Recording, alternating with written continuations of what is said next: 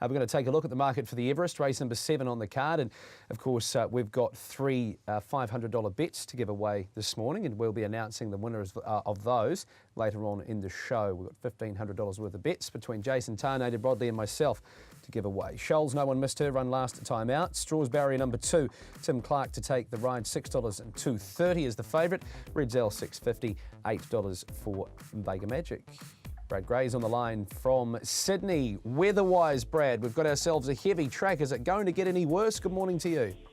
Yeah, good morning, Matt. We've been lucky this morning, opened up the blinds and sun is out at the moment. I know they're tipping a little bit of rain, so I was just looking at the forecast before, and a lot of it looks to be coming after the races. So fingers crossed we miss it today, and the track will get maybe a little bit of an upgrade there. So probably playing around a heavy 8 eventually, but we'll certainly be starting on a heavy 9 today. So interesting to hear the market there. Sounds like the punters have finally made up their mind on this race, the Everest, and Shoals seems to be the one that they're rallying around.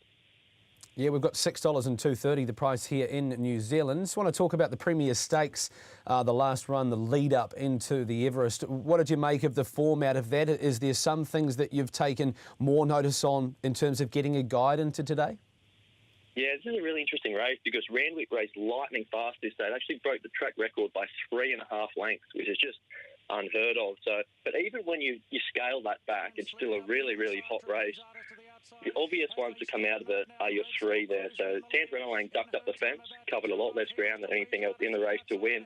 Got all the favours, won't get that luxury here. Shoals was magnificent down the outside, did all the work herself from last and ran home in a sub-11 last 200 metres, an absolutely flying run. She came right onto the radar, and that's why they rallied around her. But the one I like here, and it seems to have gone unnoticed somehow, is In Her Time. She was first up in this race, just peaked on her run a little bit late there. The other 2 that were around her had a run under their belts already. So I think she's the one that will improve from the run, probably settles a pair or 2 in front of those in the run and handles the wet track. So at double figure odds, she's the one that I'm getting around at the moment. That's In Her Time in the Everest. I want to talk about the map. Who's your clear leader? Yeah, good question. It's a really tricky map because Redzel is a horse that is better off in a stalking position, but I don't think he'll be able to get that from barrier 1. He's a very quick horse out of the barriers, but Kerrin McAvoy knows this horse very well, and if he leads, sometimes he can get a little bit too keen out in front. So I imagine they'd love to get a stalking position and just sit off something. Whether that happens, I don't know. Vega Magic, the blinkers go back on, they're going to ride him aggressively. Whether he has the speed to cross Redzel, I don't know. And then the big interesting piece of this speed map puzzle is US Navy Flag. He's a European sprinter or a UK sprinter, and what we do know of him is that he generally races on speed, but it'll be fascinating to see how that kind of speed over there translates to Australian speed. So I imagine he's thereabouts, but it's just whether he has that tactical speed the first 100 or 200 metres to put himself right on the bunny. But they're your runners. Then you've got the 2 leads ones coming across, probably Luramain and Graff, to add that extra layer of speed. Whether one of them ends up posted remains to be seen. But, yeah, it's a really tricky race to find the winner, let alone to map. So good luck to the punters out there. All right, what can you do for us? What do you suggest we do with our money today? All right, well, In Her Time, I think we can back in the Everest. But outside of that, I think there's a couple of good bets on the card. We'll start with Don't Give a Damn in the Kosciuszko for the country horses. It's race 5, number 6. So it looks like a race in 2 between it and Victorium. But I see the wet track really playing into this horse's hands. Victorium's first up from a spell.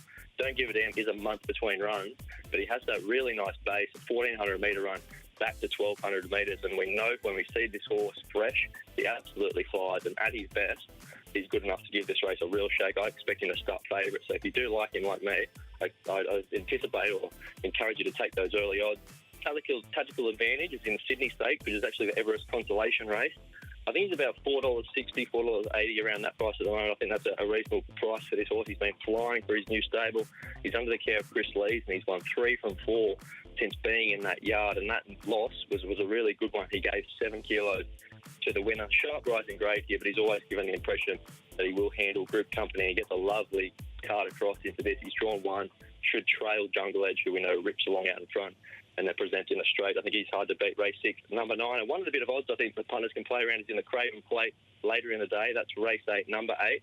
Matthew Smith trains this import. Invictus Prince, he ran an absolute cracker first up behind Winks. Ran second with some really good horses in behind him there, your D'Argentos, your Unforgottens.